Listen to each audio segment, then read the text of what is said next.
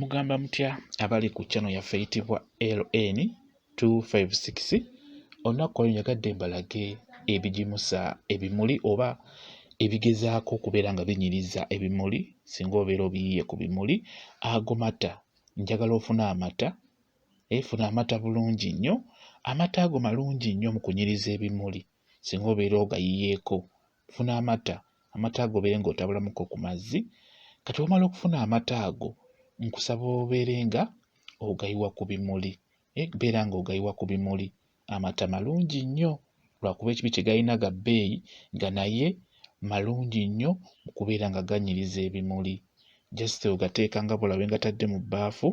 Bw'omala okugateekamu kisinziira oguze genkana ki, obeera olina okwongeramuko ku tuzzi tugateekamu nga maka. Kati bw'omala bw'oyongeramu amazzi genda ng'ogayiwa ku bimuli nga bw'olaba.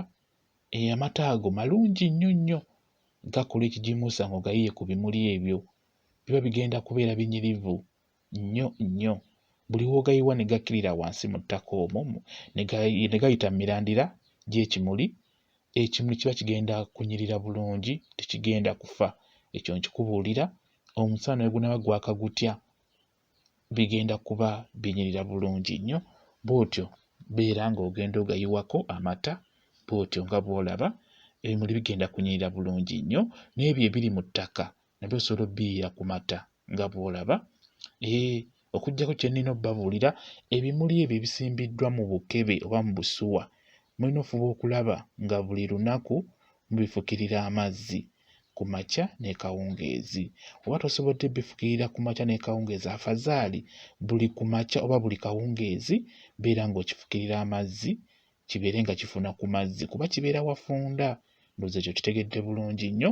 Ebimuli bijja kunyirira bulungi nnyo, bijja kuba birabika bulungi singa onaaba obifuddeko ng'obirabirira. Bwe kityo bwe kiri. Mwebale kubeera ku channel yaffe eyitibwa LN 256. Mugende mu maaso n'ogyegattako, mubeere bulungi, mweraba.